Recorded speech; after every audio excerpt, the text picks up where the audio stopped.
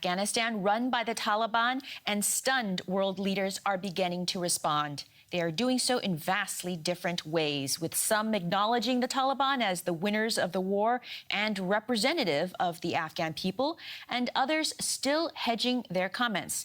Here's how countries in Asia have reacted. Scenes of chaos that sent shockwaves around the world. Desperate Afghans trying to escape a takeover which doesn't only impact them, but also the region. Sharing a 2,500-kilometer border with Afghanistan, Pakistan has been accused of providing a sanctuary for the Afghan Taliban. The takeover could provide fresh support to the Pakistani Taliban. But the Prime Minister apparently praised the transfer of power. Remember that mental slavery is worse than actual slavery. It is more difficult to break the chains of mental slavery. In Afghanistan, they've just broken the chains of slavery, but the chains of mental slavery do not break. As Afghanistan's close neighbor, China is watching the takeover closely. Although it senses opportunity in the humiliating U.S. withdrawal from the region, Beijing is wary about potential threats. Afghanistan could become a staging point for Uyghur separatists in the region bordering Xinjiang. But the Taliban promised that would not happen in a meeting with Beijing last month, laying the ground for what China calls a friendly relationship. China will continue developing good neighborliness and friendly relations with Afghanistan and playing a constructive role in Afghanistan's peace and reconstruction.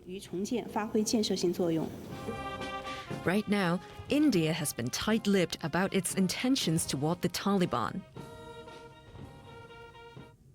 On Twitter, External Affairs Minister S. Jaishankar expressed concerns of the international community. The Modi government appears to be focused on getting citizens and support staff out. Japan says it's cooperating with the U.S. to respond to the situation. We ask all concerned parties to restore security and to secure life and property. As the Taliban take charge, other close neighbors are getting themselves prepared militarily. Recently, Uzbekistan and Tajikistan wrapped up drills with Russia, simulating a joint response to potential security threats. Now, Asia is holding its breath while that becomes a reality. For a deeper dive, we turn to our correspondents from across the region, from Pakistan to India and to Taiwan. Well, clearly there's a lot of anxiety in Pakistan. But as you've just heard, the Prime Minister Imran Khan, he has welcomed the return of Taliban. The Pakistani army, which essentially calls the shots when it comes to Afghan policy, quite satisfied with the outcome. They believe that their policy over the last 20 years of being a frontline ally of the US and supporter of NATO troops officially, but at the same time not completely abandoning the Taliban, has paid off, because they feel there is a friendly government in Afghanistan now, which will not let Afghanistan be used by Pakistan's perceived enemies like India. But there is also a real concern in Pakistan, because if this transition isn't managed well, it leads to bloodbath. There will be pressure on Pakistan to take more Afghan refugees, and militants in Pakistan will be emboldened. India is deeply worried about the developments in Afghanistan. Within the past few hours, it managed to evacuate its diplomatic mission in Afghanistan. Now it needs to decide what kind of stand it will take with the Taliban. Over the past 20 years, India built strong relations with successive Afghan governments, including that of President Ashraf Ghani. It also invested in Afghanistan's future by investing some $3 billion in infrastructure projects like dams, roads, highways, schools, hospitals, and in the hugely symbolic gesture of building the new parliament.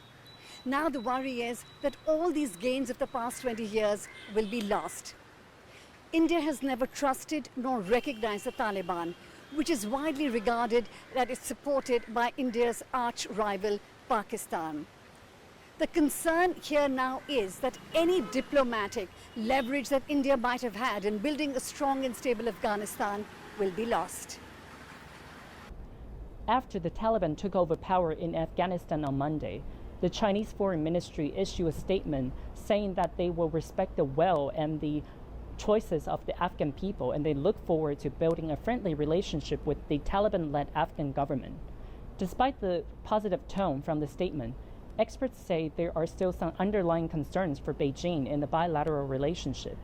One of the concerns is the possible spillover effect of the instability inside Afghanistan to the region, as China has billions of dollars of infrastructure investment in the region, and the spillover of the instability inside Afghanistan to the region could have a huge impact on China's economic interest. Another possible concern is the link to the possible rise of terrorist activities inside China from groups that are based inside Afghanistan. During a meeting with the visiting Taliban delegation last month, Chinese Foreign Minister Wang Yi made it very clear that they hope the Taliban will not host any terrorist organizations inside its border. Without a very clear and firm pledge from the Taliban, the bilateral relationship remains very unclear as Beijing tries to figure out what is the best possible way to move forward with its relationship with the Taliban.